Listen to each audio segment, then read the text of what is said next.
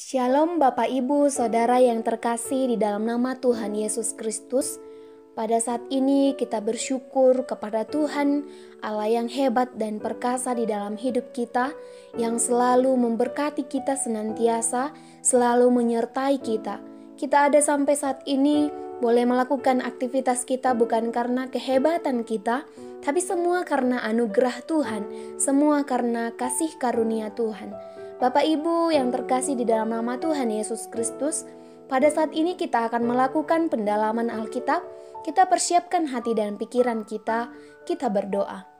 Tuhan, terima kasih untuk kebaikan-Mu yang Kau nyatakan kepada kami, untuk pengorbanan-Mu yang begitu ajaib. Yesus Kristus telah mati bagi kami dan menghapuskan seluruh dosa kami. Saat ini Tuhan, kami akan melakukan pendalaman Alkitab.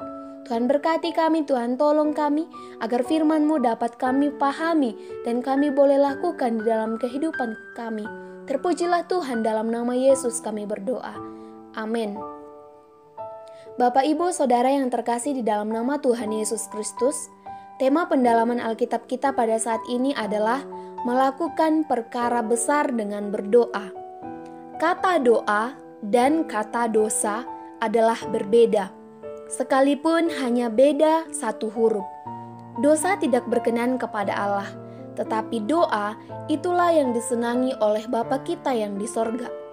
Berdoa adalah salah satu cara kita untuk berkomunikasi dengan Tuhan Allah, menyampaikan segala sesuatu dengan ketulusan hati dan berserah penuh kepada Yesus Kristus.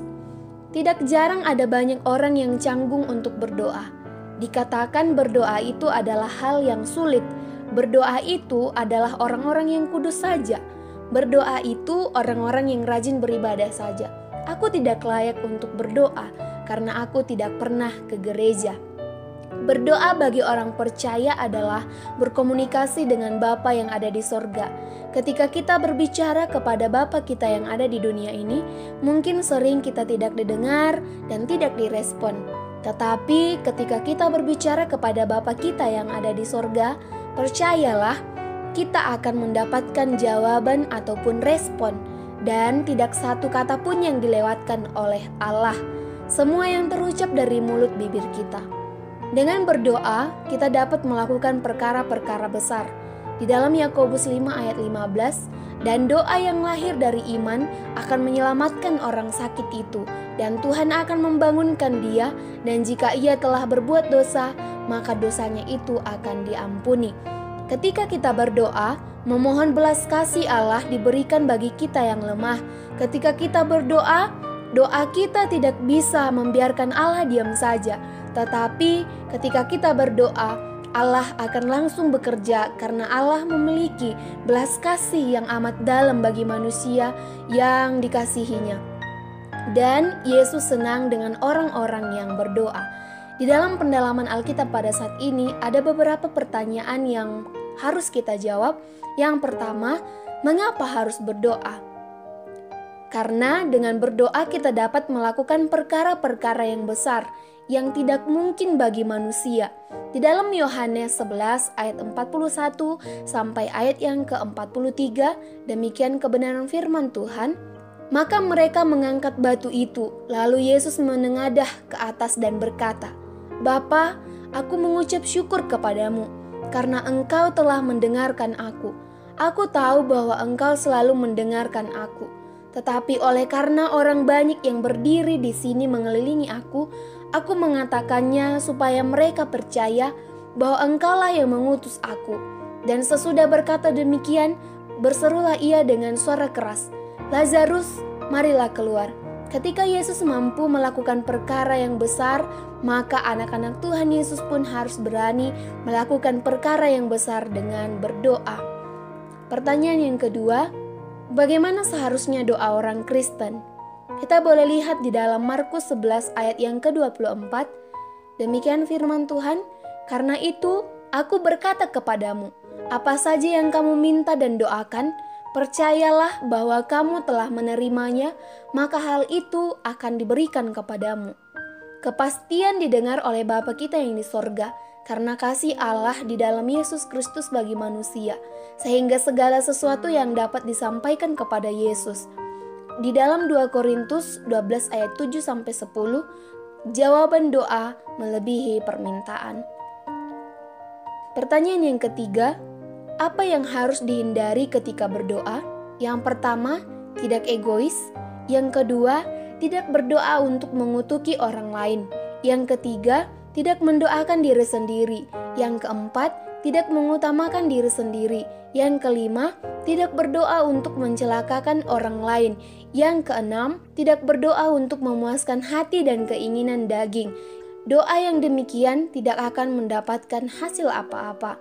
Pertanyaan yang keempat, siapa saja yang perlu didoakan? Yang pertama, orang-orang yang belum percaya kepada Yesus Kristus, agar hati dan pikiran terbuka untuk kebenaran Injil Allah di dalam Yesus Kristus, supaya mereka tidak binasa. Jikalau kita tidak bisa menyampaikan kebenaran Injil kepada orang lain, minimalnya kita dapat berdoa bagi mereka dan bagi mereka yang memberitakan Injil Tuhan Yesus. Di dalam Kolose 4 ayat yang ketiga, demikian kebenaran firman Tuhan, berdoa jugalah untuk kami supaya Allah membuka pintu untuk pemberitaan Injil, sehingga kami dapat berbicara tentang rahasia Kristus yang karenanya aku dipenjarakan. Karena doa, orang percaya sangat besar kuasanya. Yang kedua, setiap pemerintah-pemerintah yang berkuasa di dalam pemerintahan yang dianut oleh suatu daerah. Yang ketiga, orang-orang yang sedang sakit, orang-orang yang mengalami kekurangan dalam hidup, orang-orang yang mengalami penderitaan dan aniaya oleh karena kebenaran. Yang keempat, orang-orang yang mengalami kesusahan hidup, orang-orang yang sudah dikatakan percaya kepada Yesus Kristus tetapi masih melakukan dosa-dosa yang keji di hadapan Yesus Kristus atau disebut dengan miskin rohani. Yang kelima, mendoakan orang-orang percaya yang mengalami penderitaan dan mendoakan mereka yang ada di dalam kesesakan. Pertanyaan yang kelima, ketika berdoa, selain dari menyembuhkan orang sakit, apa yang menjadi kuasa doa? Kita boleh lihat di dalam Kisah Rasul 4 ayat yang ke-31, dan ketika mereka sedang berdoa, goyanglah tempat mereka berkumpul itu, dan mereka semua penuh dengan Roh Kudus. Lalu mereka memberitakan firman Allah dengan berani. Kuasa doa yaitu mendapatkan keberanian untuk menyampaikan kebenaran firman Allah, yaitu tentang Yesus Kristus yang mati oleh akibat dosa manusia dan bangkit pada hari yang ketiga. Dan dengan berdoa, kuasa Allah dapat menggoyahkan seluruh isi bumi ini. Pertanyaan yang keenam, apa yang dilakukan oleh seseorang ketika mengalami sakit dan ketika mengalami kejatuhan ke dalam dosa? Di dalam Yakobus 5 ayat 14-16, demikian kebenaran firman Tuhan. Kalau ada seorang di antara kamu yang sakit, baiklah ia memanggil para penatua jemaat, supaya mereka mendoakan dia serta mengolesnya dengan minyak dalam nama Tuhan. Dan doa yang lahir dari iman akan menyelamatkan orang sakit itu, dan Tuhan akan membangunkan dia, dan jika ia telah berbuat dosa, maka dosanya itu akan diampuni. Karena itu, hendaklah kamu saling mengaku dosamu dan saling mendoakan, supaya kamu sembuh. Doa orang yang benar, bila dengan yakin didoakan, sangat besar kuasanya. Ketika seseorang sakit, ia berdoa dengan orang-orang yang percaya kepada Yesus Kristus. Misalnya, penatua jemaat, bukan malah membawanya ke dukun. Dan ketika seseorang sudah jatuh ke dalam dosa, hendaknya mengaku dosa di hadapan Yesus dan datang untuk saling berdoa. Di dalam 1 Yohanes 5 ayat 16, mendoakan mereka yang jatuh di dalam dosa dan Tuhan Yesus akan memberikan hidup kepada mereka. Kesimpulannya, yang pertama, berdoalah kepada Yesus dalam segala hal apapun yang menjadi keluh kesah kehidupan, karena Yesus Kristus sanggup melakukan perkara yang besar. Yang kedua, berdoalah senantiasa bagi mereka yang belum mendapatkan keselamatan di dalam Yesus Kristus, agar mereka mendapatkan keselamatan.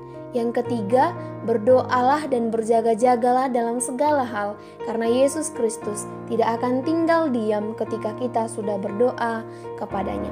Demikian kebenaran firman Tuhan yang menjadi pendalaman Alkitab kita pada saat ini. Kita kembali berdoa. Tuhan, terima kasih untuk kasih setia yang Tuhan nyatakan bagi kami. Kami sudah merenungkan kebenaran firman Tuhan lewat pendalaman Alkitab. Tuhan, tolong kami untuk selalu mendekatkan diri kepada Tuhan di dalam doa kami. Kami selalu berjaga-jaga di dalam doa kami, mendoakan setiap orang-orang yang ada di sekitar kami. Terpujilah Tuhan, termulialah Engkau. Dalam Yesus Kristus kami berdoa, haleluya, amin.